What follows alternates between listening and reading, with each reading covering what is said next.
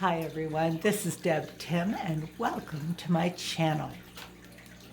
I have had so much going on this last week or two that I don't have time to be bored, which is a good thing. So I want to share with you all the work that I've been doing amongst my tanks. There are some big changes and even a little bit of a shocker, so please stay tuned.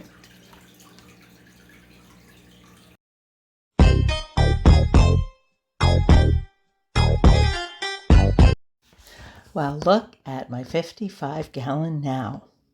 Look at this. Darwin is gone. Let me tell you what happened.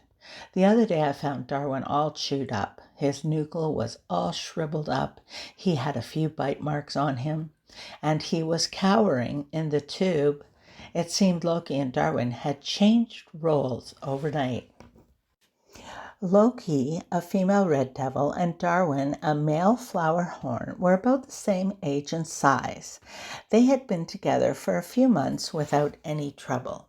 On occasion, Darwin would chase Loki, the RedDevil, around a bit, but never causing any form of harm or damage. Well, these two species of fish we all know are volatile and often need to be kept alone. I was hoping these two would prove that idea wrong. Not to be. For days and days they seemed fine. They got along, they ate together, and then one night, poof, it's over. Well, I immediately removed Darwin. He has been separate in a tetracycline bath for about 5 days now. He's been healing, but cannot return to this tank. So what was I going to do? Of course, if I had to get rid of one, I would so much rather get rid of Loki. But I have a feeling Darwin has the higher appeal. The 40-gallon was needed. Giving this some thought, I realized I had to rehome either Darwin or Loki or both. They could no longer stay together. What was I going to do? I was pretty limited with fish stores closed in our area due to the pandemic. I thought about my fish-keeping neighbor next door. Before that thought even finished forming, I got a text from him. My neighbor was contacting me. While talking to Kev, he was telling me about his new tank and how he had lots of work in moving tanks and fish around to keep him busy. He actually called because he wanted to know if I would be interested in taking some of his fish. Well, how convenient. We talked and agreed to a swap. I took a number of fish from him, and he took Darwin. It was hard making this trade, as Darwin is a really cool fish, and I hated giving him up, but I know Kevin will take good care of him, and he had a suitable home for Darwin as well. Unfortunately, that left me with Loki and the little red devil Dagon, who's in with my African cichlid aquarium. Anyway, for now at least I have room for everybody. I will share the other fish I got from my neighbor very soon. Of course, there was the question about my fry. I had some work cut out for me. Funny how my neighbor's moving tanks around seems to be contagious. Needless to say, I drained the 40 gallons so it would be easier to catch the fry. Now, yeah, there were a few I missed, but Loki made quick use of them. It wasn't as bad as I expected. While netting the fry, I separated them by size. Some were getting pretty big and threatening to the wee ones. I did notice one of the larger fry had a tiny one sticking out of his mouth. Yep, it was time to make some changes. Just look at them. Some are getting to be a good size. It's very interesting how the fry grow at different rates. In my experience, they usually end up catching up in size later on as they mature. Luckily, I have a couple extra tanks in my basement. Unfortunately, I bumped one of the 10s and cracked it, so now I only have a 30 and a 10 left open. My tank total is now back up to 7.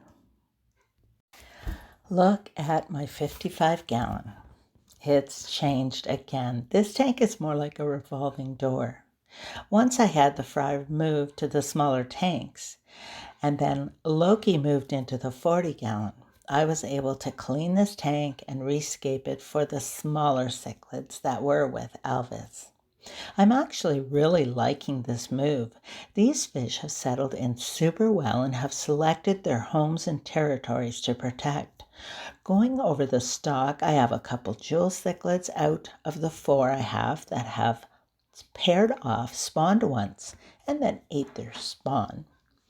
Then there's my beautiful Jack Dempsey pair. The male has really completely healed. I'm really excited to have them spawn, but at least they've paired up, so that's a good thing. Then I have 3 Salvini cichlids, and 2 of them have also paired up. Complete stock in here right now are 2 Jack Dempseys, 4 jewels, 3 Salvini, and 1 pleco. I'm thinking a nice schooling fish would look amazing in here. For now, I will just enjoy these guys as they are and keep them healthy and happy so they can spawn again. While scaping, I used the smaller PVC pipes from Elvis's tank. The only one I didn't take was Elvis's personal tube. Watching these guys in here, I get the feeling they are much happier. I have to wonder if Elvis was causing them a little unrest. I think this was a great plan. Darwin is now living at my neighbor's home. He spent 5 days in tetracycline bath.